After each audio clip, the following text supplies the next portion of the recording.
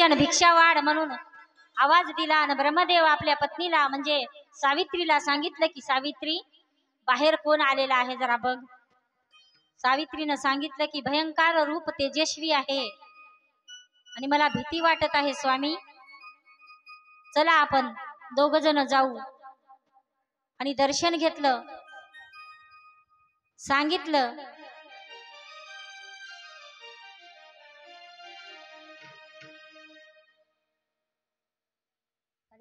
वेळ आहे का अजून सांगत जा मला। हो हो बरं मला सांगत जा।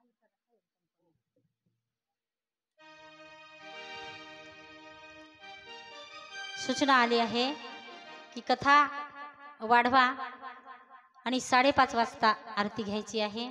कथा लेट सुरू झाली आणि अशी सूचना आली आहे की एकाग्र बसलेत भक्त मंडळी आणि तुम्ही का कथेची म्हणजे संपवण्याची गोष्ट करत आहात। बरोबर आहे।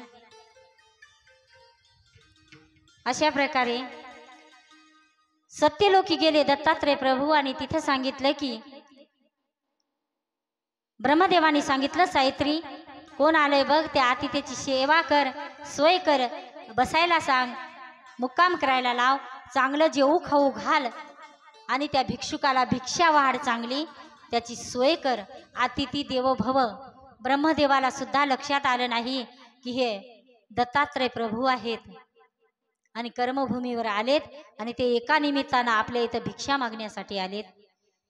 त्यांच्या दुर्दैवानं लक्षात आलं नाही आणि अशा प्रकारे दत्तात्रय प्रभूंनी विचारलं त्यांना की माय माऊले सावित्री माते, मी एक गोसावी आहे आणि मी निराधार आहे, मला घर नाही, दार नाही, झोपडी नाही, राहण्याचं ठिकाण नाही, मी फार दुरून आलो, 12 मंडळ ओलांडून आलो आणि मी फार थकलो आहे आणि आता गुरुपौर्णिमा आली, चातुर्मासाला सुरुवात होणार आहे।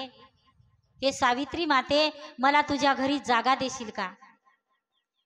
मला फक्त एका ठिकाणी जागा दे, मी तुला कुठं जागा मागत नाही, एका घरात तुझ्या सत्यलोकी एका कोपऱ्यामध्ये मला जागा दे आणि मला 4 महिने मी उठणार नाही, 4 महिने माझं नामस्मरण सतत चालू राहणार आहे। फक्त तू मला पूजेचं साहित्य वगैरे आणून देत जा आणि मी बोलणार सुद्धा नाही 4 महिन्यामध्ये, रात्रंदिवस माझं नामस्मरण सुरू राहील आणि मला वेळ काही मागायची आली तर मी इशारा करेल तुला, त्या इशाऱ्यानुसार मला तू देत जाय। नामाच्या भरवशावर उठणं बसणं काही नव्हतं, उठाय बसायची, बाहेर जायची, जेवाय खावायची, चहा प्यायची, आंघोळ करायची ते विषयच नव्हता। नामाद्वारे पवित्र होणे, नामाद्वारे भूक तहान मिटवणे, नामाद्वारे सगळे कार्य संपन्न करून घेणे म्हणजे 4 महिन्याच्या 4 महिने 4 महिन्याच्या रात्रा सुद्धा मला एकाच आसनावर बसायचं आहे आणि तू माझ्या इच्छा पूर्ण कर। फक्त आणि फक्त मला तुमच्या एवढं सत्यलोक आहे, सत्यलोक म्हणजे फक्त एक वाडा का नाही, एक नगर का नाही, कळंबा गावा एवढं एक गाव का अजिबात नाही। सत्यलोक म्हणजे आपली कर्मभूमी जशी आहे, आपण सृष्टी म्हणतो, आपण पृथ्वी म्हणतो, आपला तालुका, आपला जिल्हा, आपला भारत देश, अनेक देश, पूर्ण जग, पूर्ण सृष्टी एवढं त्याच्याहूनही मोठं सत्यलोक।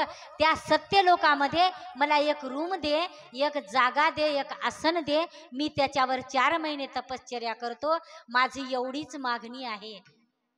असं दत्तात्रय प्रभू कोणाला म्हणाले? ब्रह्मदेवाच्या पत्नीला सावित्रीला म्हणून राहिले। तर सावित्रीनं उत्तर काय दिलं? देवा मी काही सोय करील तुमची, पण 4 महिने जरा राहायचं म्हणलं की वचकली मनामध्ये। आपण एखादा जर पाहुणा आला ठीक आहे राहा, आजकाल पाहुणे जास्त येऊन नाही राहिले, काऊन? मोबाईलमुळे। मोबाईल घराघरात झाला, हाताहातात झाला, खिशाखिशात मोबाईल झाला, लहान बाळा अशी सुद्धा मोबाईल, मोबाईलवर व्हिडिओ कॉल, बोललं तरी भेट होते, व्हिडिओ कॉल केला तर अर्धी भेट होते, फक्त व्हॉइस कॉल केला तर 25%, व्हिडिओ कॉल केला तर 50% भेट होऊन राहिली। तर पाहुण्याच्या इथं जायचा काही तेवढा प्रश्न येईन, वास्तूला, लग्नाला, बारशाला, तेरशाला, कार्यक्रमाला, सोयरिकीला अर्जंट असलं तरच पाहुणे जाऊन राहिले, नाही तर पाहुण्याच्या इथं जाणं बंद झालं. प्रेम कमी झालं, जिव्हाळा कमी झाला. कशामुळं? मोबाईलमुळं. मोबाईल चांगला आहे तेवढाच आहे, वाईट म्हणायचं नाही. मोबाईल चांगलं, मोबाईलचा फायदा घेतला तर चांगलं आहे. मोबाईलद्वारे महापूजा कळून राहिले, आपल्याला सप्ते कळून राहिले. आता मोबाईलद्वारे आपला सप्ताह कळत आहे, यूट्यूबवर जात आहे, महाराष्ट्रात पोहोचत आहे, महाराष्ट्राच्या बाहेर पोहोचत आहे, भारताच्या बाहेर पाहणाराला सापडते कोणते. आणि म्हणून सावित्री म्हणली की देवा ठीक आहे, आता तुमची 2-3 दिवस झालं मी सेवा केली, पण तुम्ही आता 4 महिन्यासाठी म्हणून राहिले. पाहुणा आला, आज सेवा केली, उद्या पाहुणचार केला, ठीक आहे, वेगळा पाहुणचार केला, ठीक आहे, अमुक अमुक करून खाऊ घातलं, ठीक आहे, सोय केली, बोललो, कुशाल मंगल विचारलं. परवाच्या दिवशी म्हणजे 3ऱ्या दिवशी पाहुण्यानं निघायला पाहिजे, पण पाहुणा निघणं. पहिलं असं होतं की येण्याचा 1 दिवस, जाण्याचा 1 दिवस आणि राहण्याचा 1 दिवस. आमच्या लहानपणामध्ये आत्या वगैरे यायच्या, आत्या 1 दिवस यायची, दुसऱ्या दिवशी राहायची, तिसऱ्या दिवशी जायची. कोणतेही पाहुणे असं होतं पहिल्या काळामध्ये. आणि तसंच सावित्रीला वाटलं हे पाहुणा आलेला आहे, हे संन्यासी आलेला आहे, साधू आलेला आहे, आज राहिला उद्या राहिला, पण आता हे तर लांबनच लावून राहिला. मी जशी जशी सोय करून राहिले, आता तर मला म्हणते 4च महिने राहतो. सावित्री वचकली. सर्व माहीत असून ब्रह्मदेव म्हणले ठेवू, 4 महिने ठेवू, काय हरकत नाही, पण सावित्री वचकली आणि सावित्री दचकली. आणि सावित्रीनं स्पष्ट हळूहळू का होईना, भीत का होईना, पण त्या भगवान दत्तात्रय प्रभूला उत्तर दिलं की स्वामी 4 महिने तुमची सेवा मी कशी करणार? मी सर्वात श्रेष्ठ आहे, मी पतिव्रता आहे आणि माझ्या पतीची मी सेवा मनोभावे करते. तिने जगामध्ये माझं नाव आहे आणि तुमची सेवा करू तर माझ्या ब्रह्मदेवाची सेवा कोण करणार? तुमच्या सेवेमध्ये मी गुंतल आणि माझ्या ब्रह्मदेवाला कमी जास्त पडलं तर मला माझं पतिव्रतेपण नष्ट होईल, मी असफल होईल पतीच्या भक्तीमध्ये. म्हणून मला माफ करा देवा, मीही तुमची 4 महिन्याची सेवा माझ्या घरी करू शकत नाही. म्हणून भगवान दत्तात्रय प्रभू तिथून सुद्धा हळूहळू निघाले. तिथून निघाले विष्णूकडे आले, वैकुंठी आले, अलक निरंजन म्हणून आवाज दिला. विष्णूने सांगितलं लक्ष्मी कोण आलंय ते बघ. लक्ष्मी आली बाहेर, तेजस्वी भयंकर रूप, डोळे दिपत आहेत, एवढं तेज. हे तर भिकारी नाही, कोणीतरी शक्ती आहे. पण शक्ती तरी कोण असू शकते? ब्रह्म विष्णू महेशाच्या मोठी शक्ती तरी कोण आहे? शक्ती आहे थोडीफार, कोणीतरी आहे, पण या देवाहून मोठं तर कोणी नाही, आमच्या पतीहून मोठं कोणी नाही. म्हणून लक्ष्मीला त्यांनी विनंती केली, लक्ष्मी माते तू माझी सोय केली, आदर सत्कार केला, जेवायला खावायला केलं, बसायला सांगितलं, पाणी दिलं, सर्व काही दिलं, माझं मन नाराज केलं नाही, पण माझी एकच आट आहे, म्हणू का? विष्णू म्हणले सांगा महाराज, सांगा तुमच्या मनात काय आहे ते. लक्ष्मी ऐक ग ते काय म्हणतात ते. लक्ष्मी म्हणली बरं सांगा तर खरी काय म्हणतात ते. पण लक्ष्मीला संशय होता की आता हे काय मागते, हे तेजस्वी रूप दिसत आहे, हे कोणीतरी आगळं वेगळं आहे, हे भिक्षुक भिकारी कोणी नाही, साधू संन्यासी साधा कोणी नाही आहे. म्हणून सांगायला सुरुवात केली महाराजांनी की हे लक्ष्मी, मला तुमच्या घरी 4 महिने चातुर्मास करायला देसाल का? माझी सोय तुमच्या घरी 4 महिने होईल का?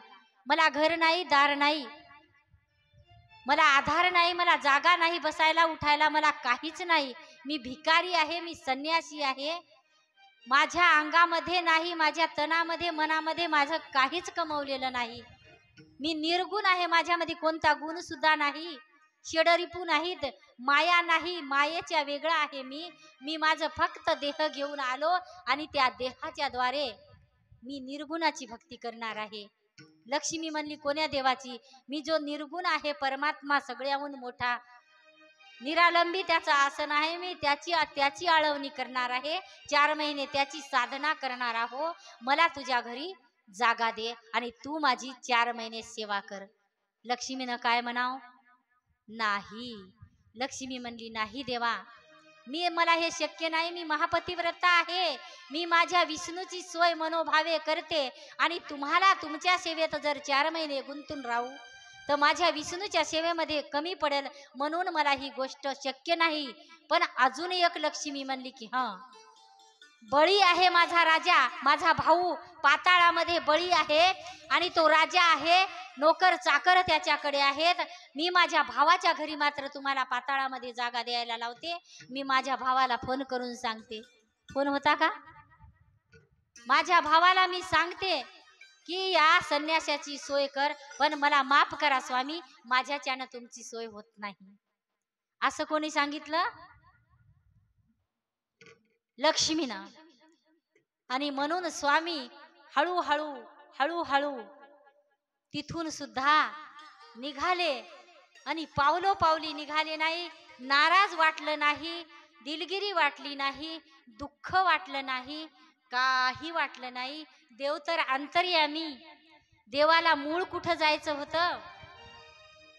पाहुणा आपल्या गावात येतो आणि जवळच कोणी नात्यात असलं तर पहिले त्या घरी उतरतो. पण बस स्टँडहून जर येता येता थोडं दूरच्या नात्यातलं कोण जर बोलवलं किंवा वाटलाच घर आहे बा, आपण त्या घरी जाऊ आणि मग जिथं मुकाम आहे तिथं नंतर जाऊ म्हणते की नाही पाहुणा? मग तसंच दत्तात्रय प्रभू म्हणले, आपण चाललो मेन बद्रिका आश्रमावर. 2 जण तपश्चर्या करीत आहे. त्यांनी 60-60 हजार वर्ष तपश्चर्या केली.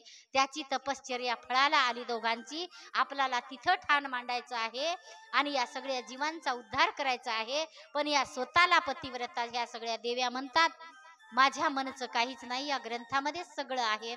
आणि त्या स्वतःला पतिव्रता समजतात आणि त्यांचं मला बघू द्या, त्यांचा मनातला भाव बघू द्या आणि त्यांचं पतिव्रत्यपण बघू द्या आणि नंतर मला पुढे जायचं तर आहेच. लक्ष्मीच्या इथून प्रभू परतले आणि पावलोपावली नाम घेत होते.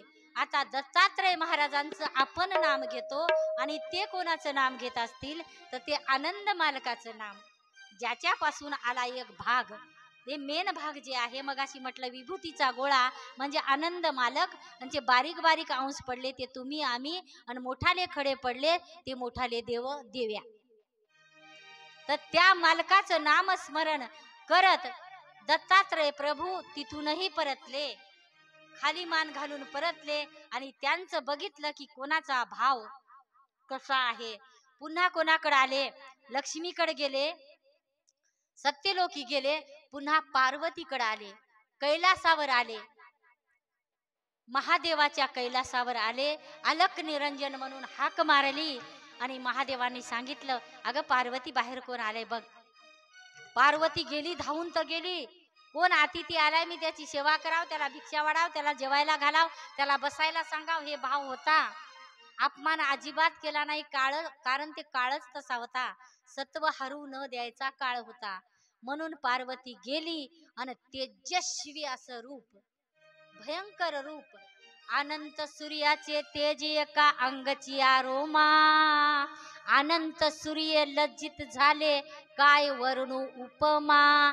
हे सुद्धा भूपाळीत आहे की नाही? प्रमाण आहे की नाही? अनंत सूर्याचं तेज होतं त्या दत्तात्रय प्रभूच्या ज्योतीमध्ये म्हणा त्या सगुण रूपामध्ये. आणि अनंत सूर्य, एक सूर्याकडे आपण बिना चष्म्याचं रिकाम्या डोळ्यानं सकाळी पाहू शकत नाही, दुपारी पाहू शकत नाही, उगवताना किंवा माळवताना पाहू शकू 15 मिनिटामध्ये, पण पूर्ण सूर्य वर जर आला तर आपण खुल्या डोळ्याने पाहू शकतो का त्या सूर्यामध्ये किती तेज आहे? तर अशा अनंत सूर्याचं तेज त्या दत्तात्रय प्रभूच्या एका अंगाची रोमा म्हणजे एका अंगाच्या केसाला होतं. एवढं तेज, एवढी तेजस्वी पार्वती होती, सामर्थ्यवान होती, शक्ती पचवणारी होती, सर्व काही पचवणारी होती. पार्वती सुद्धा महामाया होती. त्या महामायेनं सुद्धा, त्या महामायेच्या नयनाला सुद्धा ते तेज सहन झालं नाही. धावत तर गेली पण पुन्हा पार्वती वापस आली. महादेवाला सांगू लागली की स्वामी तुम्हीच बघा ते कोण आलेलं आहे, ते कोणीतरी वेगळं आहे आणि भयंकर तेजस्वी आहे, मी तर त्याला पाहू शकत नाही. म्हणून महादेवाला पार्वतीनं दर्शनाला बाहेर अंगणात गोसावी उभा आहे आणि पार्वतीनं हाताला धरून महादेवाला नेले की बघा स्वामी, तुम्ही जे म्हणता कोण भिक्षुक आहे आणि त्याची सोय कर, मला ते दर्शन घ्यायला सुद्धा जवळ येऊ देत नाही, एवढं तेज, तर मी दर्शन तरी कसं घेऊ आणि आणून आसनावर तरी कसं बसू. महादेव गेले, महादेवही वचकले, म्हणजे दचकल्यासारखे झाले. म्हणजे त्यांना असं नवल वाटलं, चकित झाले, आश्चर्यचकित झाले. अरे हे तर वेगळंच रूप दिसत आहे, हे तर कोणता देवही नाही, माझ्या ओळखीचाही नाही, पण ही शक्ती दिसत आहे, हिच्यामध्ये तेज आहे, ही नक्की कोणीतरी आहे. मग ब्रह्म विष्णू महेश याला तरी पत्ता लागला का? ओळखायला आले का दत्तप्रभू? सांगा. याच हे जे कथा सुरू आहे, याच कथेमधला मी भाग सांगत आहे, मुखपाठ सांगत आहे. एक एक ओवी सांगा, त्याचा अर्थ करून सांगा. हे आपण आजपर्यंत करतच आलो आहे. ही कथा आहे भागवतासारखी, शिवपुराणासारखी, कृष्णाच्या कथेसारखी वगैरे, रामायणासारखी ही दत्त कथा आहे. म्हणून ओवीचा सबूत तर सगळ्यांनाच माहीत आहे. म्हणून पार्वती दचकली, पार्वती आश्चर्यचकित झाली, पार्वतीची हिम्मत झाली नाही चरण धरायला. महादेव दचकले थोडेसे, अंतर्यामी असून शब्दा देवादिदेव महादेव असून सुद्धा तेही त्या स्वरूपाला पाहून आश्चर्यचकित झाले. मनातल्या मनात नवल वाटलं की हे देव कोणता आहे, हे असल तरी कोण गोसावी, आपण त्याच्या जवळ जाऊ शकत नाही, एवढी प्रचंड शक्ती. म्हणून कस तरी त्याच्याशी संवाद केला, बोलले, आणि देव तर अंतर्यामी होते, शक्ती थोडी कमी केली. आपण म्हणतो ना डीम लाईन आहे, धीम लाईन आहे, फुल नाही, म्हणून शक्ती कमी केली आणि त्या दोघांशी संवाद केला. महादेव पार्वतीशी संवाद केला. संवादामध्ये गोड गोड बोलणं झालं, खुशाल मंगल झालं. आणि कुठले आहात तर स्वामींनी सांगितलं, मी फार दुरून आलो, तुम्हाला ओळख सांगाव तर तुम्हाला माझा पत्ता माहीत नसेल. एखादा जर व्यक्ती आला आणि त्याला जर म्हटलं तुम्ही कुठं राहता, तो म्हणते मी मुंबईत राहतो, मी पुण्यात राहतो, पण आपल्याला माहित नसते ते नेमकं कुठं राहते बा. म्हणून महादेवानं पार्वतीनं असं पिछा करायचा सोडला आणि देवाला लक्षात आलं की माझा पत्ता सांगण्यात काही फायदा नाही आणि मी दुरून आलो म्हणले, ठीक आहे. पण देवानी त्यांच्या पुढे तीच अट टाकली. काय टाकली? की मला 4 महिने तुमच्या घरात राहायचं आहे, तुमच्या कैलासावर मला 4 महिने राहायचं आहे आणि मला पार्वती मातेच्या हातानंच सेवा करून घ्यायची आहे. तुमचे जे गण गंधर्व, जे नंदी, तुमचे जे नोकर चाकर असतील, त्यांनी सेवा केलेली मला आवडणार नाही. आपल्या घरी जर पाहुणा आला तर आपण स्वतः सेवा करतो, तसंच दत्तात्रय भगवान दत्तात्रय प्रभू म्हणले की मला पार्वती मातेच्या हातची सेवा पाहिजे आणि 4 महिने मी तुमच्या इथं मुक्कामाला राहणार आहे. 4 महिने चातुर्मास करायचा, मला जाग्यावर हलायचं नाही. कबूल आहे का सांगा? मला भिक्षा नको, मला झोळी नाही, मी सोबत काहीच आणलं नाही, मी वैराग्य आहे. फक्त तुम्हाला विचारायसाठी आलो की तुम्ही मला स्थान देसाल का? मग तसंच दत्तात्रय प्रभू आपल्याला विचारतात की तुम्ही गुरु करून घेतलाय, तुम्ही जे माझं नाम घेतलंय, मला ज्या नावानं आवाज द्यायचा ते नाम तुम्ही घेतलंय. मग अशी एक बाळ होता, मी म्हटलं बाबा हेच पाणी वाटायलेलाच होता, तूच आहे ना बाबा, तुझं नाव सांग रे. म्हटलं माझ्या जवळ जवळ राह, म्हणजे मी तुला आवाज देईल काम पडलं तर. ते म्हटलं हो. तसंच आपण दत्तात्रय प्रभूचं नाम विचारून घेतलं, नाव विचारून घेतलं. कशासाठी नाव विचारतंय माणूस? की पुन्हा आवाज द्यायचा, पुन्हा हका मारायच्या, पुन्हा त्याला बोलवून घ्यायचं, म्हणून आपण नाव विचारून घेतो. तसंच आपण गुरुदेवांकडून दत्तात्रय प्रभूचं नाम विचारून घेतो. एक नाम विचारून घेतलं का? नाही, 2, 3, 7. जसं एखादं गोडस बाळ असते, आपल्या आवडीचं, आपण खूप ज्याच्यावर प्रेम करतो त्याला अनेक नावानं आवाज देतो. पिंट्या, बाळा, बबल्या, अमुक तमुक. ईश्वरचं नाव वेगळंच नाही का, कारण त्याच्यावर खूप प्रेम करतो म्हणून त्याला अनेक नावांनी आवाज देतो.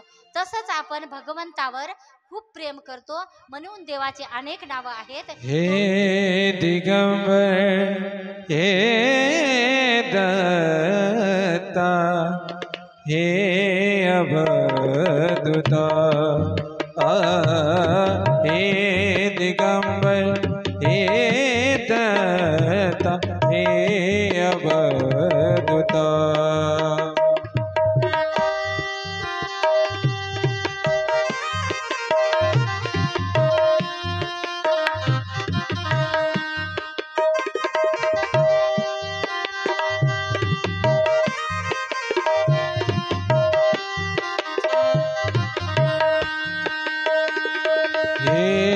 दिगंबर हे दत्ता हे अवधूता हे दिगंबर हे दत्ता हे अवधूता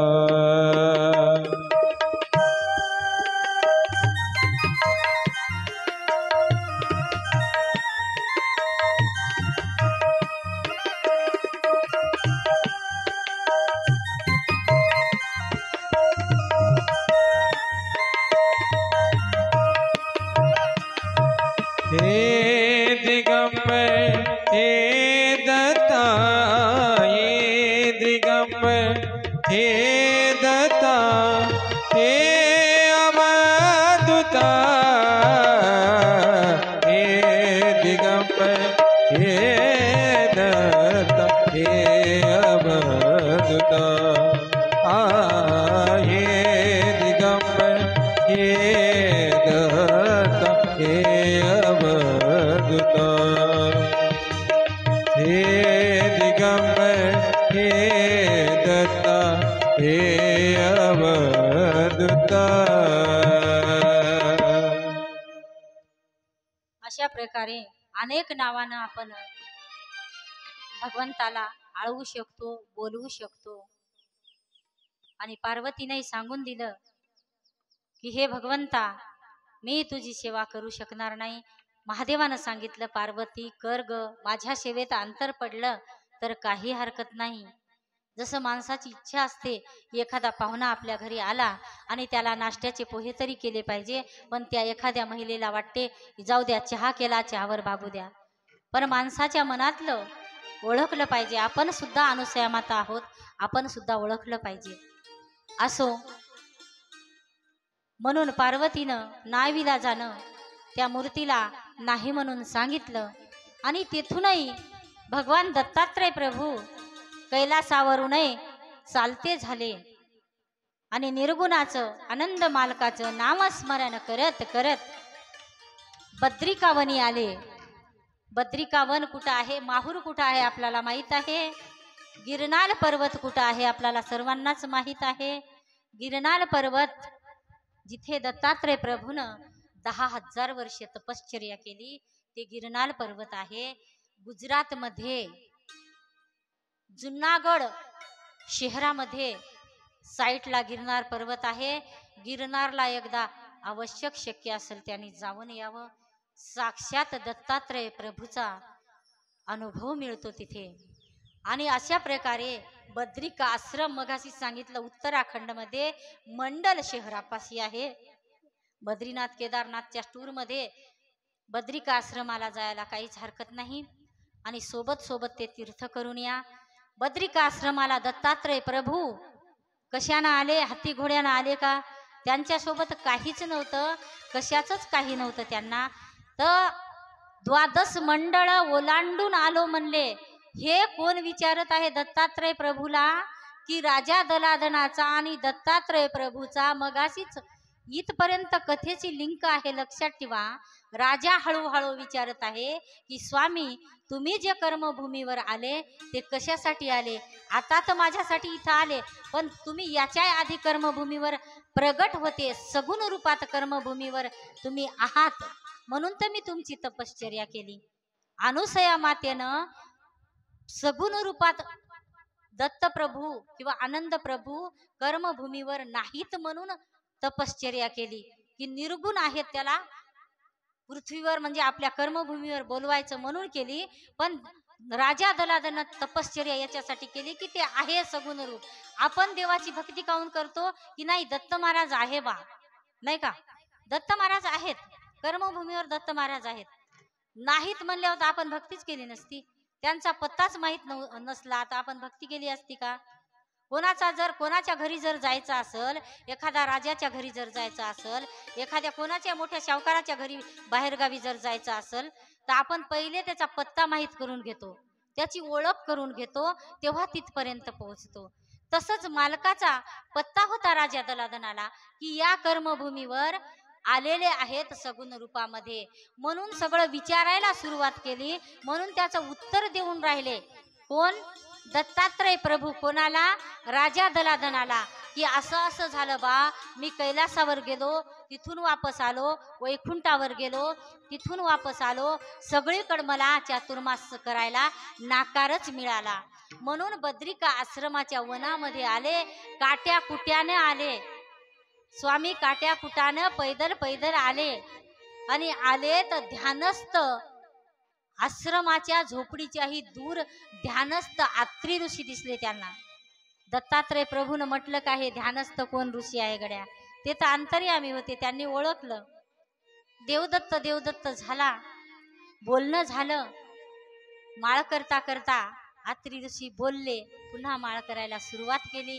माझं एवढं एवढं अनुष्ठान आहे, माझं संकल्पित अनुष्ठान आहे. ते अनुष्ठान आपल्यासारखं होतं का महिला मंडळ? माळ करताना बोलायचं, एखादी ओढली तर ओढली, आलं काम की माळ टाकून द्यायची, तसं होतं का? नाही. आता एक मला दृष्टांत आठवला म्हणून सांगते, आवाजाकडे लक्ष असू द्या. अशीच एक सासूबाई माळ करायला बसली. माळ करायला सकाळी आंघोळ करून बसली, देवपूजा झाली, फुलं वाहिले, इकडले तोडून आणले, तिकडले तोडून आणले, देवाला बुजून टाकलं, फुलं वाहिले. त्या घरवालीला एक फुलंही ठेवलं नाही, बिगीनच उठली, पदरात फुलं वाहिले, देवपूजा केली. सासू म्हणली सुनला, आता मी माळीला बसायले ग बाई, बोलू नको, मला बोलायचं नाही. बसली देवापाशी माळ करत. दत्ता प्रभू गुपित नाम आहे म्हणून सांगत नाही, दत्ता प्रभू. आणि सून म्हणली, सासूबाई गॅसवर, आता चुलीवर म्हणायचं कामच नाही, गॅसवर दूध आहे, वावरातून दूध आताच आलं, मी तपू घातलंय, 2-3 लिटर दूध आहे मोठ्या गंजामध्ये, आणि मी शेजारणीच्या इथून काहीतरी बंद पडलं, बरं मी जाते आणि उसनं काहीतरी आणते, तुम्ही दुधाकडे लक्ष द्या. बरं म्हणली. तुला म्हणली मी माळ करायला बसलं की लक्ष द्या, रोजच आहे तुझं, याच्याकडे लक्ष द्या, लेकराकडे लक्ष द्या, दुधाकडे लक्ष द्या. लक्ष द्या, ज्याच्याकडे मी लक्ष लावते. माळ करताना आपण कोणाकडे लक्ष लावतो? बोला, सांगा ना. अलक्षाकडे लक्ष लावतो. अलक निरंजन, अ म्हणजे नाही, लक म्हणजे लक्ष. आपण जेवढा तेजस्वी आहे, आपण त्याच्याकडे लक्षच लावू शकत नाही, आपण त्याच्याकडे पाहूच शकत नाही, असा एक अर्थ होतो.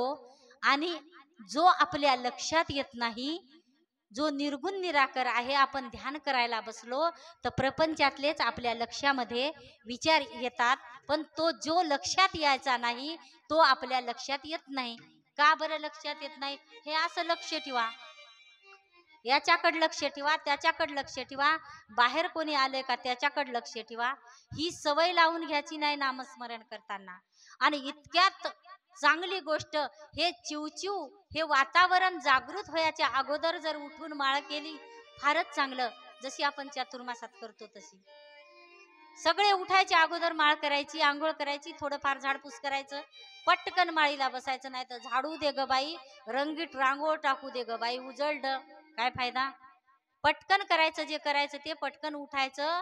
आणि ब्रह्ममुहूर्तावर जे ब्रह्म रूप आहे, जे परब्रह्म आहे, पर म्हटलेला आहे आनंद प्रभूला, दत्तात्रय प्रभूला, हे परनाम म्हटलेलं आहे, परविद्या म्हटलेलं आहे, परशास्त्र म्हटलेलं आहे, आनंद दत्त पर संप्रदाय म्हटलेला आहे. पर प्लस ब्रह्म, पर ब्रह्म, पर ब्रह्म ब्रह्ममुहूर्तावर जागृत राहतात. त्याच्या शक्त्या जागोजाग पृथ्वी तलावर जागृत. आता जागृत म्हटलं तरी कसं सांगावं तुम्हाला समजून? आता दिवसा ऊन राहते, हे माहित आहे ना, दिवसाच ऊन राहते, रात्री ऊन राहते का? नाही. मग ब्रह्ममुहूर्तावरच ब्रह्म रूप का पृथ्वीवर जागृत राहते किंवा प्रचलित राहते? त्याची वेळ आहे. दिवसभर सूर्याचा उजेड आहे, त्याची ती वेळ आहे. तशीच याची सुद्धा वेळ आहे, या देवाची पृथ्वीवर येण्याची वेळ आहे. म्हणून कोणत्याही देवाची साधना केली तर ब्रह्ममुहूर्तावर जर साधना केली तर लवकर सफल होते. थोडी एक माळ केली तरी 100 माळा केल्यासारखं पुण्य प्राप्त होते. म्हणून ब्रह्माचा मुहूर्त गाठायचा. तर तुम्ही म्हणाल ब्रह्ममुहूर्त 3 ते 6 राहते, कोणी म्हणते कोणी म्हणते 4 ते 6 राहते. ब्रह्ममुहूर्त एवढ्याच लक्षात ठेवायचा की सूर्योदयाच्या आधी 96 मिनिटं आधी राहते. सूर्योदय व्हायच्या आधी 96 मिनिटं म्हणजे 90 मिनिटं आणि 96 मिनिटं म्हणजे दीड तास. उदाहरण सोप्या भाषेत सांगते तुम्हाला, दीड तास प्युअर ब्रह्ममुहूर्त राहते. ते ब्रह्ममुहूर्त हुकू द्यायचा नाही. आता तुम्ही म्हणाल आता म्हातारे माणसं सकाळी उठायचं, नित्यक्रमाला जायचं, हातपाय धुवायचे, सहा जागी हात म्हणजे अंग ओलं करायचं, चूळ भरायची, चेहरा ओला करायचा, हातपाय ओलं करायचे, एक आसन नेहमीच घ्यायचं, अंथरुण बाजूला करायचं आणि त्या आसनावर नामस्मरण करत बसायचं. म्हाताऱ्या माणसाला काही काम नसतात. कोणही असो, जर साधायचं म्हटलं तर माणूस कसंही साधते. म्हणून ब्रह्ममुहूर्तावर नामस्मरण केलं पाहिजे शक्यतोवर. आता कोणाला उठायचा कंटाळा येते, काही कारण असतात म्हणजे कारण आपणच तयार करतो. काय करू ग माय, रात्री झोपायला उशीर झाला. झोपायला उशीर कधीच करायचा नाही. लवकर झोपणे आणि लवकर उठणे. म्हणून लवकर उठायचं आणि ब्रह्ममुहूर्त साधायचा. त्या ब्रह्ममुहूर्तावर माळ करायची, पुन्हा करायची, अजून वेळ भेटला तेव्हा करायची. उघडं नाम जपायचं. दिगंबरा येई बा दत्ता, देवा दत्ता दत्ता. अवधूत 4 अक्षरी मंत्र आहे ते. अवधूत चिंतन श्री गुरुदेव दत्त किंवा अवधूता म्हणायचं किंवा आनंद दत्त म्हणायचं, आनंद दत्त म्हणायचं. संकट नाम घ्यायचं 7 आपल्याला नाही आलं गुरुदेवांना विचारायचं, महाराजांना विचारायचं. महाराजांना सगळंच येते. मला पत्ता लागला, महाराजाजवळ ज्ञान आहे. महाराज ज्ञान दाखवत नाहीत, भरपूर ज्ञान आहे. महाराजाचं काम शिस्तबद्ध आहे आणि गुरुदेव आपल्या गावातच आहे, तुमच्या नशिबानं जवळच आहेत. कोणतं नाम चुकलंय का, मागे पुढे होत आहे का? 7 नाम कोणतं, संकट नाम कोणतं, 5 नाम कोणतं? हे नाम उघडे घ्यायचे, कामधंदा करताना घ्यायचे. जशी आपल्याला भूक लागते नाही का, भूक लागली तर आपण हे ते खात राहतो. घरातली कुरुडे खाऊ दे, खारोडी खाऊ दे, मुरमुरे खाऊ दे, शेंगदाणे खाऊ दे. उन्हाळ्याचा दिवस आहे नाही का, खारोड्याच खाऊ दे ताव्यावर टाकून 2-4. त्यानं पोट भरणार आहे का आपलं? भूक भागल पण पोट भरणार नाही. मग ह्या वरच्या नामानं आपली भूक भागल, पुण्य मिळल, पण पोट भरणार नाही. म्हणून माळ करायला आसन टाकूनच बसावं लागल. वरचंय नाम जपा, काम करताना जपा, वावरातले काम करताना जपा, उठता बसता जपा, पण काळजी घेऊन सावध राहून नामस्मरण करावंच लागणार आहे. तेव्हा आपल्या जीवाचा उद्धार होणार आहे. 60,000 वर्ष अनुसया मातेनं नामस्मरण केलंय. अत्रि ऋषी महाराजांना 60,000 वर्षे नामस्मरण केलं तर आपलं आयुष्यच किती, 100 वर्षे. आता असा प्रश्न मनात तयार होतो, जे तर्क काढल त्याच्याच मनात प्रश्न तयार होतो की ताई 60,000 वर्षे तुम्ही म्हणून राहिल्या आणि आयुष्य तर 100च वर्षाचं नाही का, मधात आली वेळ तर ते 100 वर्षे नाही. मग तुम्ही 60,000 वर्षे कसे काय म्हणून राहिल्या? असं आलं असेल कदाचित एखाद्याच्या मनात. पण ते सांगते अनुसया माता त्रेतायुगामध्ये, कृतायुगामध्ये 1,00,000 वर्ष आयुष्य होतं. अनुसया माता कृतायुगाच्या शेवटावरची आहे आणि त्रेतायुगाच्या दोन्हीच्या जॉईंट वरची आहे अनुसया माता. अनुसया मातेचं जीवन 1,00,000 अनुसया मातेच्या कृतायुगामध्ये माणसाला 1,00,000 वर्ष लक्षात यायले, मान हलून राहिले म्हणजे तुमच्या लक्षात येऊन राहिलं 1,00,000 वर्ष आयुष्य होतं. मग आता 1,00,000 वर्ष आयुष्य म्हटल्यावर अनुसया मातानं असे तसे म्हणा, थोडीफार भक्ती करून म्हणा 40,000 वर्षे असेच गेले. पुन्हा मनावर धरलं अनुसया मातेसारखं आपण पण मनावर धरायचं. आपले एवढे वर्षे आपले गेले वाया, आता आपण मनावर धरायचं आणि एवढे वर्षे वाया जाऊ नाही द्यायचे. आता उरलेल्या आयुष्यात मनावर धरायचं. म्हणून अनुसया मातेला 60,000 वर्षे सापडले. कशाला? तपश्चर्या करायला. काही आयुष्य माईचंही गेलं, तसंच आपलंही आयुष्य गेलं, पण आपलं जाऊ देऊ नका, कारण आपल्याला त्याचा सबूत सापडलाय. जे मालकाचा पत्ता सापडलाय सिद्धांताच्या या शास्त्राच्या निमित्तानं मायमाऊलीचा दत्तात्रय प्रभूचा पत्ता सापडलाय, म्हणून आपलं आयुष्य आपण वाया घालायचं नाही. म्हणून उद्यापासूनच नाम वाढवा, उठता बसता वाढवा, काम करताना वाढवा. याच्यामध्ये काही तुम्हाला त्रास होणार नाही. स्वयंपाक करताना, झाडू घेताना, फरशी पुसताना नाम घ्यायचं. माझा स्वतःचा अनुभव सांगते. आपण नाही करायचं, दुसऱ्याला सांगायचं बिलकुल अधिकार नाही. आपण स्वतः करून दुसऱ्याला सांगायचं. आनंद दत्त बोल रे, अवधूत बोल रे. आनंद दत्त बोल रे, अवधूत बोल रे. आनंद दत्त बोल रे, अवधूत बोल रे. आनंद दत्त बोल रे, अवधूत बोल रे.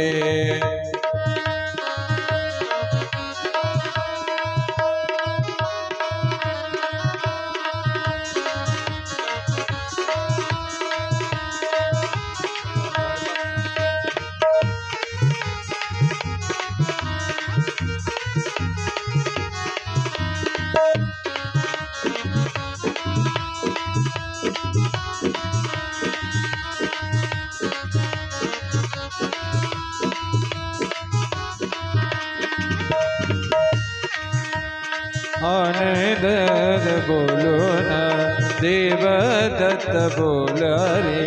आनंद बोल रे, देव दत्त बोल रे. अवधूत बोल रे, देवा दत्त बोल रे. आनंद दत्त बोल रे, अवधूत बोल रे. आनंद दत्त बोल रे, अवधूत बोल रे. आनंद दत्त बोल रे, अवधूत बोल रे. आनंद दत्त बोल रे, अवधूत बोल रे. अवधूत बोल रे, दत्त दत्त बोल रे.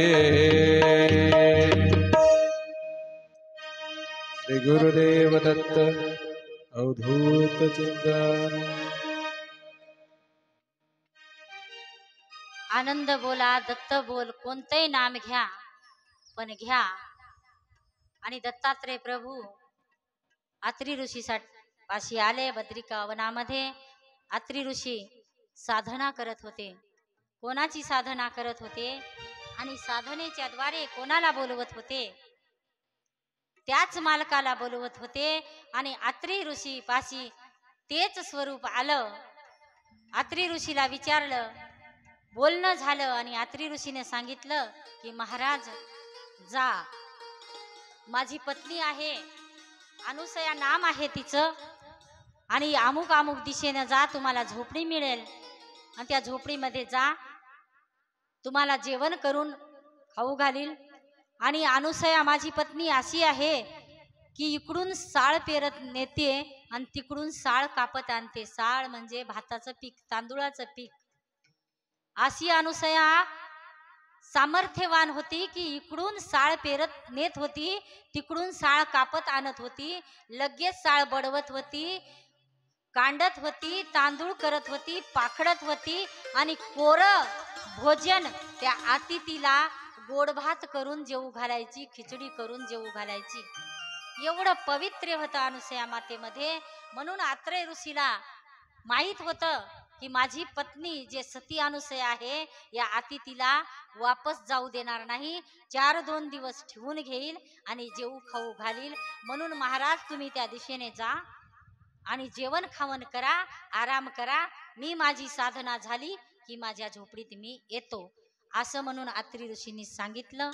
त्याचप्रमाणे ते जे गोसाव्याचं रूप होतं दत्त मालकाचं, अनुसया मातेच्या झोपडीकडे वळलं आणि अनुसया मातेचं स्वरूप पाहून ते रूप प्रसन्न झालं.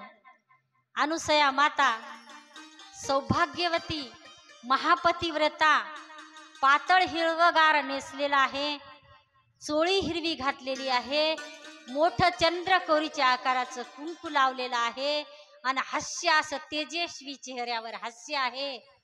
आणि ते स्वरूप ते स्वामीजी गेले अनुसया मातेकडे आणि अलक निरंजन म्हणून हाक मारली. आणि त्या अनुसया मातेला, ज्या अनुसया मातेला अनंत ब्रह्मांड ओलांडून जे रूप भेटायला आलं ते रूपही तिथं धन्य झालं. आणि माता अनुसया सुद्धा धन्य झाली. असं ते रूप, मातेचं रूप पाहिलं आणि महाराज माय माऊलीचं रूप पाहून, ते सुंदर असं सुवासिनीचं रूप पाहून महाराज मनामध्ये आनंदित झाले. हिरव हिरव पातळ, हिरव हिरव पातळ चोळी हिरवीगार, अनुसया मातेने केला सिंगार. हिरव हिरव पातळ चोळी हिरवीगार, अनुसया मातेने केला शृंगार.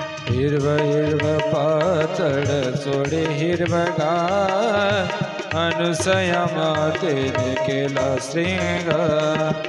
हिरव हिरव पातळ चोळी हिरवीदार, अनुसया मातेने केला श्रृंगार. हिरव हिरव पातळ चोळी हिरवीगार, अनुसया मातेने केला शृंगार. हिरव हिरव पातळ चोळी हिरवीगार, अनुसया मातेने केला शृंगार. हिरव हिरव पातळ चोळी हिरवीगार, अनुसया मातेने केला श्रृंगार. हिरव हिरव पातळ चोळी हिरवीगार, अनुसया मातेने केला श्रृंगार.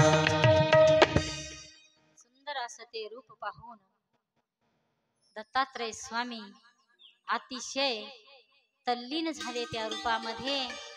आणि ज्या माय माऊलीनं, ज्या महामायेनं तपश्चर्या केली आणि आनंद प्रभूनं मला जिच्यासाठी 7 नाम भक्ती ज्ञान वैराग्य, भक्ती ज्ञान वैराग्य 3 झाले आणि 7 नाम घेऊन फार दुरून निरालंब सृष्टीवरून मला ज्या मालकानं, आनंद मालकानं जिच्यासाठी पाठवलं ती हीच शक्ती आहे.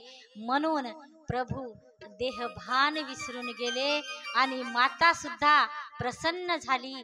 शक्तिवान ते रूप. आणि मातेला वाटलं की हे रूप कोण आहे. घडीभर माता म्हणजे आपण जसं कोणी भेटलं की आपण जसं म्हणतो, कोणी म्हणते मला ओळखलं का, आपण म्हणतो ना पाहिल्यासारखं वाटत आहे पण ओळख नीट लक्षात येत नाही. माय माऊलीला खून सापडली पण नीट ओळख लक्षात आली नाही. म्हणून मालकानी भिक्षा मागितली आणि माय माऊली म्हणली भिक्षा काय मागता, स्वामीजी बसा. बैसकार केला आणि स्वामींना बसवलं आसनावर आणि दोघाचा संवाद सुरू झाला. आणि हे कोण सांगत आहे, ही जी कथा कोण कोणाला सांगत आहे, आपण मूळ कथेवर येऊ. राजा दलादनाला दत्तात्रय स्वामी सांगत आहे की मी अशा अशा प्रकारचा एवढे भुवन हिंडून आलो बा आणि शेवटी बद्रिका आश्रमावर आलो. म्हणून दत्तात्रय प्रभूला राजा दलादन सांगत आहेत. अशा प्रकारे माय माऊली म्हणली स्वामी मला उसण्यासारखं विचारू नका, करतं का माय, घेतं का माय, देतं का माय, मी तुझ्या इथं राहू का माय, असं म्हणू नका. स्वामी म्हणली तुम्ही हे काय विचारायले उसनं, मला आज्ञा करा, प्रत्येक शब्दांची तुमची मी आज्ञा झेलील म्हणली. काय तुमच्या मनात सांगा. माय माऊली म्हणला कठीण आहे, कितीही कठीण असू द्या म्हणली, मी करायला तयार आहे. मला फक्त 4 महिने तुझ्या घरामध्ये म्हणले, तुझ्या तळहातावर अजिबात म्हणले नाही बर का. माय माऊले 4 महिने चातुर्मास मला तुझ्या घरामध्ये करायचं आहे आणि ते तुला शक्य होईल तर बघ. आज्ञा काय करता असं काय विचारता? माऊली म्हणली, स्वामीजी तुम्ही बिनफिकीर 4 महिने चातुर्मास माझ्या घरातल्या आसनावर नाही, माझ्या तळहातावर करा. 4 महिने हालता येणार नाही, डुलता येणार नाही. स्वामीजी म्हणली, मी तपश्चर्या केलेली आहे आणि मी तपाच्या नामाच्या शक्तीवर जगलेली आहे. मला ना खाण्याची, ना पिण्याची, ना बाहेर जाण्याची काहीच इच्छा उरलेली नाही. मी त्या नामामध्ये तल्लीन झाले, अशी तरी तल्लीन आहे. आणि तुम्हाला तळहातावर घेऊन 4 महिने तुमच्या बरोबर माझंही नाम होईल, माझी तपश्चर्या होईल. म्हणून जसं पेशंटला डॉक्टर सांगते की अमुक अमुक तू खाय, तू पावभर तूप खाय, तुझी तब्येत चांगली होईल, तर पेशंटला ते आवडतेच. डॉक्टरनं सांगावं आणि पेशंटला आवडावं. तसंच हे निर्गुण डॉक्टर अनुसया मातेच्या घरी आला आणि त्यानं सांगितलं की मला तुझ्याच जवळ बसून साधना करणार आहे. अनुसया माता म्हणली, तुम्ही कोणाची करता? ते म्हणला, मी एका निर्गुणाची. मग ती म्हणली, मी पण निर्गुणाचीच करते. मग आपण तर गुरुबंधूच झालो. मग दत्तात्रय प्रभूचा सबूत आहे.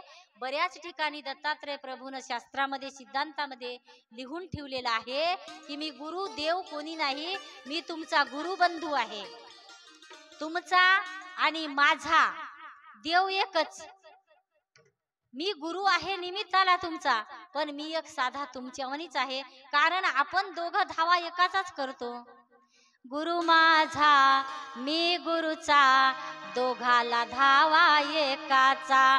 गुरु माझा मी गुरुचा, दोघाला धावा एकाचा. गुरु माझा मी गुरुचा, दोघाला धावा एकाचा. गुरु माझा मी गुरुचा, दोघाला धावा एकाचा. गुरु माझा मी गुरुचा, दोघाला धावा एकाचा. गुरु माझा मी गुरुचा, दोघाला धावा एकाचा. मी गुरुचा, दोघाला धावा एकाचा. गुरु माझा मी गुरुचा, दोघाला धावा एकाचा. दोघाला धावा एकाचा, दोघाला धावा एकाचा. दोघाला धावा एकाचा, दोघाला धावा एकाचा. दोघाला धावा एकाचा, दोघाला धावा एकाचा. दोघाला धावा एकाचा, दोघाला धावा एकाचा. गुरु माझा मी गुरुचा, दोघाला धावा एकाचा. गुरु माझा मी गुरुचा, दोघाला धावा एकाचा. गुरु माझा मी गुरुचा, दोघाला धावा एकाचा. गुरु माझा मी गुरुचा, दोघाला धावा एकाचा. माझा मी गुरुचा, दोघाला धावा एकाचा.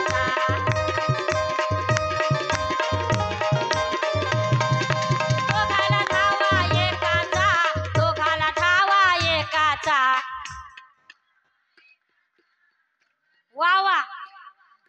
दोघाला धावा एकाचा, दोघाला धावा एकाचा.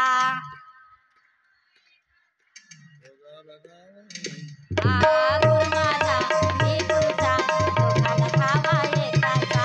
गुरु माझा मी गुरुचा, दोघाला धावा एकाचा. माझा मी गुरुचा, दोघाला धावा एकाचा.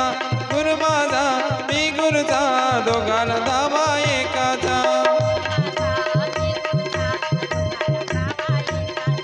गुरु माझा मी गुरुचा, दोघाला धावा एकाचा. दोघाला धावा एकाचा, दोघाला धावा एकाचा. दोघाला धावा एकाचा, दोघाला धावा एकाचा. दोघाला धावा एकाचा, त्या दोघाला धावा एकाचा. दोघाला धावा एकाचा, हो दोघाला धावा एकाचा. माझा मी गुरुचा, दोघाला धावा एकाचा. गुरु माझा मी गुरुचा, दोघाला धावा एकाचा. गुरु माझा मी गुरुचा, दोघाला धावा एकाचा. गुरु माझा मी गुरुचा, दोघाला धावा एकाचा. दोघाला धावा एकाचा, दोघाला धावा एकाचा. असा मनातून धावा केला पाहिजे. बघा, मला माहित होतं की यांचे आवाज खूपच चांगले आहे. मागच्याच वेळेस म्हटलं होतं. नाही तर दुसऱ्या गावानं म्हणा म्हणा म्हणा इशारा केला बरोबर आवाज निघाला. आणि उत्सुक गाव आहे, एकनिष्ठ गाव आहे. असो, अशा प्रकारे आपल्याला कोणी गुरुबंधू भेटला कुठं? तुमचे गुरु कोणते हो? आमचे गुरु हे दत्त मार्गी. तुमचे गुरु? आमचे गुरु हे. किती जीव येत आहे. मग अनुसया मातेची दत्तात्रय प्रभूची भेट झाली. दोघांच्या संवादातून कळून आलं की दोघांनाही धावा एकाचाच आहे. दोघांना धावा एकाचा म्हटल्यावर त्या आनंदाला पारावार नाही. म्हणून दोघांचा संवाद चालू आहे.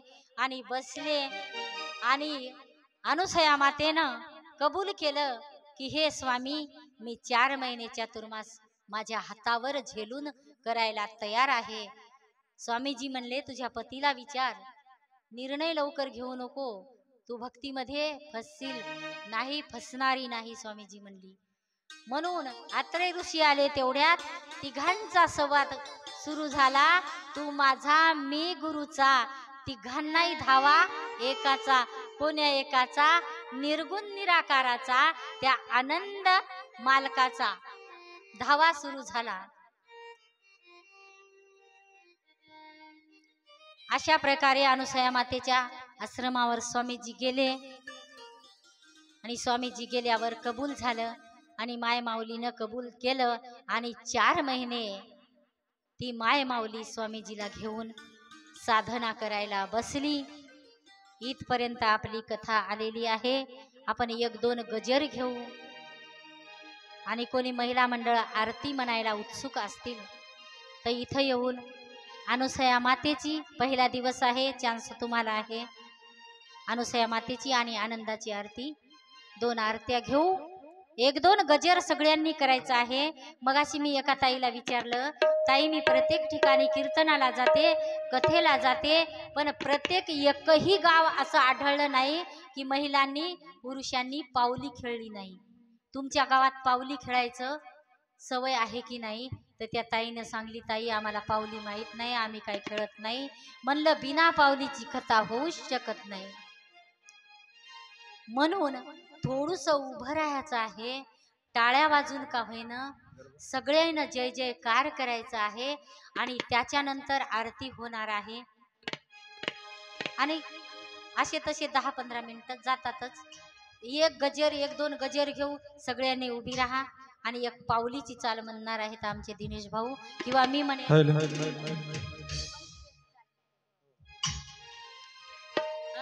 सगळ्यांनी आनंदाच्या दरबारामध्ये आनंदाचा आनंद वाढवायचा आहे. आनंदाचे लेकर आहोत आपण. आनंद वाढवायचा आहे. लाजायचं नाही, काहीच नाही. निर्लज्ज होऊन नामामध्ये गुंग व्हायचं, तल्लीन व्हायचं. आणि तुम्ही थोडस तिकडे जाऊनही पावली महिलामध्ये खेळू शकता. ताई जागा सुरू. हा ठीक आहे. आणि एक पावली खेळायच्या आधी छोटासा दृष्टांत सांगते मी, छोटासा बर का. मी अनेकही कार्यक्रम घेते. म्हणजे नवरात्रीमध्ये माझा एक गाण्याचा कार्यक्रम होता. आणि असेच कलाकार मी म्हणजे बोलवले होते. आणि खूप सुंदर देवीचंच एक भजन म्हटलं होतं. आणि एक जे कार्यकर्ते होते भाऊ, त्यांच्याच घरासमोर देवी बसली होती. आणि त्यांच्याच घरासमोर जगरात्याचा कार्यक्रम घेतला होता. आणि महिला उत्सुक झाल्या की ताई आम्ही पावली खेळणार आहोत, आम्ही थोडंफार नृत्य, भगवंताच्या दरबारामध्ये शास्त्रामध्ये नृत्य आणि गायन सांगलेलंच आहे, आम्ही नृत्य करणार आहे. इशारे येत होते, नृत्याची चाल म्हणा ताई. म्हणून मी पंकिडा रे पंकिडा ही म्हणजे गाणंच देवीचं म्हटलं होतं. आणि त्याच्यामध्ये महिला नृत्य करू लागल्या, म्हणजे आनंद लुटू लागल्या.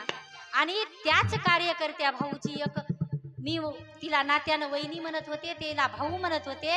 आणि त्याच ताईला त्याच कार्यकर्त्यांनी आता पावली महिला खेळतात, ताई पावली खेळायला लावतात. पावलीची चाल म्युझिक मध्ये ऐकायला याले की इशारा केला, चल उठ. घर जवळच होतं, पावली खेळायची नाही. उठली बिचारी, गेली. एवढी उत्साही होती ती, उठली चालली गेली. बाकीच्या महिलांनी पावली खेळली. कामून तर तिच्या पतीला आवडत नव्हतं देवाच्या दरबारामध्ये पावली खेळलेली. आणि मग कार्यक्रम चांगला झाला, सक्सेस झाला, फुल गर्दी. देवीचा जगराता होता, तोच स्वतः कार्यकर्ता होता मुख्य, आणि त्यानंच कार्यक्रम ठेवला होता. मी त्याला भाऊ मानत होते. आणि त्याच्याच बायकोला उद्या निरोप दिला की ताईला सांग आरतीला आल्यावर की ताई कालचा कार्यक्रम फार चांगला झाला. आणि तिनं सांगितलं की तुमच्या भावानं सांगितलं की कालचा कार्यक्रम फार चांगला झाला, फार रंग आला. मी म्हटलं वहिनी माझ्या भावाला तुम्ही पण सांगा की मी एक कोणाची तरी पत्नी आहे, माझ्या नवऱ्याची मला परवानगी आहे पावली खेळायला लावायला. आणि इतर बाया होत्या त्याही पत्न्याच होत्या, त्यांनाही परवानगी होती देवाच्या दरबारामध्ये पावली खेळायला. म्हणून कार्यक्रम चांगला झाला, सक्सेस झाला. आणि कुठे महिलांनीच कार्यक्रम सक्सेस होते, महिलाची संख्या कुठेही जास्तच असते. म्हणून मग मी म्हटलं तुम्ही उद्या निरोप सांगा की तुम्ही तुमची पत्नी होती, तुम्हाला आवडलं नाही म्हणून उठून नेली आणि दुसऱ्याच्या बायकांनी नृत्य करायचं का, पावली खेळायची का? त्या दुसऱ्याच्या पत्न्यांनी पावली खेळली म्हणून रंग आला. आणि मी एक दुसऱ्याचीच पत्नी आहे, मी गाणं गाऊ गाऊ मी सुद्धा पावली खेळली म्हणून तुमच्या देवी पसल्या कार्यक्रमाला रंग आला, उत्साह आला. माझा पण निरोप तुम्ही सांगा.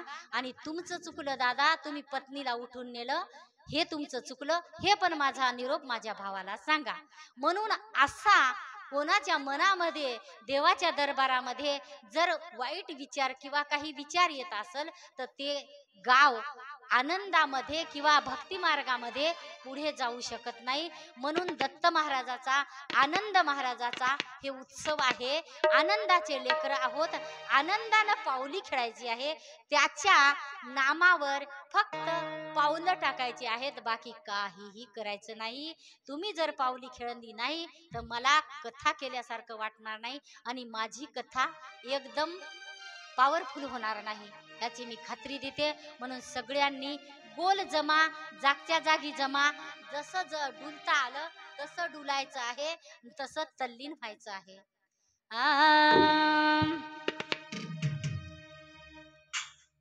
देवा दत्ता, देवा दत्ता, देवा दत्ता, देवा दत्ता हो. देवा दत्ता, देवा दत्ता, देवा दत्ता हो. देवा दत्ता, देवा दत्ता, देवा दत्ता हो. देवा दत्ता, देवा दत्ता, देवा दत्ता हो. देवा दत्ता, देवा दत्ता, देवा दत्ता हो. देवा दत्ता, देवा दत्ता, देवा दत्ता हो. देवा दत्ता, देवा दत्ता, देवा दत्ता हो. देवा दत्ता, देवा दत्ता, देवा दत्ता हो. देवा दत्ता, देवा दत्ता, देवा दत्ता हो. देवा दत्ता, देवा दत्ता, देवा दत्ता हो. देवा दत्ता, देवा दत्ता, देवा दत्ता हो. देवा दत्ता, देवा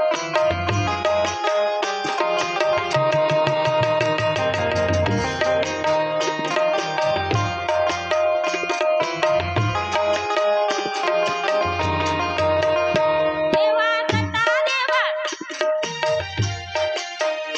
देवा देवा दत्ता, देवा दत्ता, देवा दत्ता हो. देवा देवा दत्ता, देवा दत्ता, देवा दत्ता हो. देवा दत्ता, देवा दत्ता, देवा दत्ता हो. देवा दत्ता, देवा दत्ता, देवा दत्ता हो. देवा दत्ता, देवा दत्ता, देवा दत्ता हो. देवा दत्ता, देवा दत्ता, देवा दत्ता हो.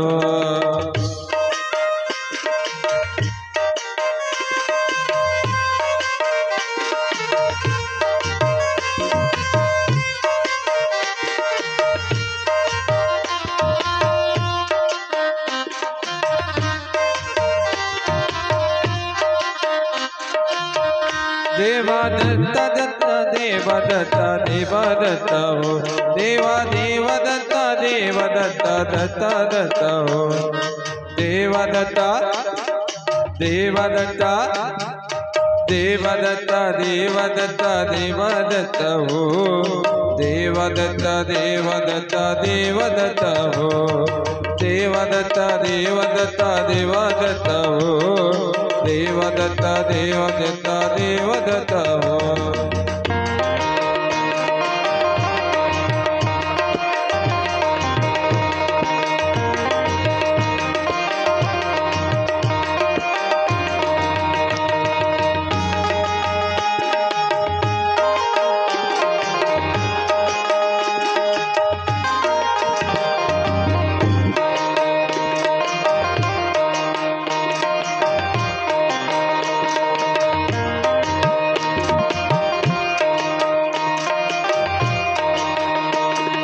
देवदत्ता देवदत्ता हो देवदत्ता देवदत्ता हो देवदत्ता देवदत्ता हो देवदत्ता देवदत्ता हो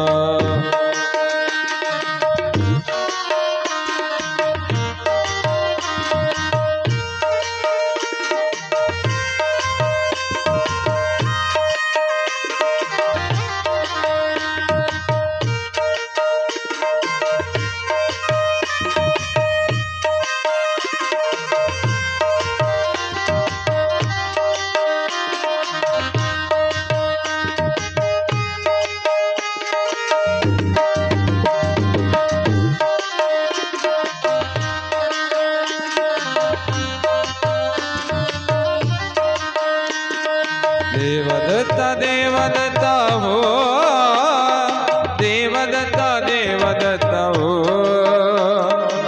देवदत्ता देवदत्ता हो देवदत्ता देवदत्ता हो देवदत्ता देवदत्ता हो देवदत्ता देवदत्ता हो देवदत्ता देवदत्ता हो देवदत्ता देवदत्ता देवदत्ता देवदत्ता हो देवदत्ता देवदत्ता देवदत्ता देवदत्ता हो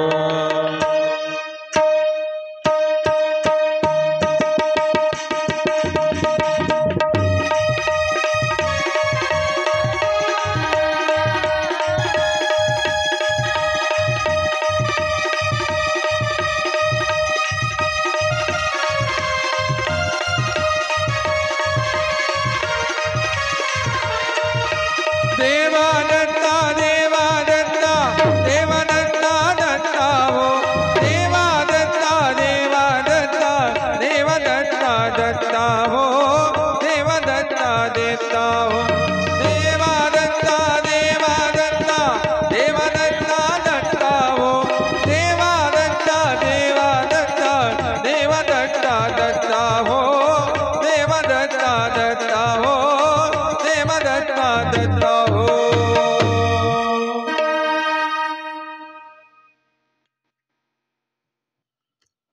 आरती म्हणायला दोन महिला या कोणीतरी एक अनुसया माते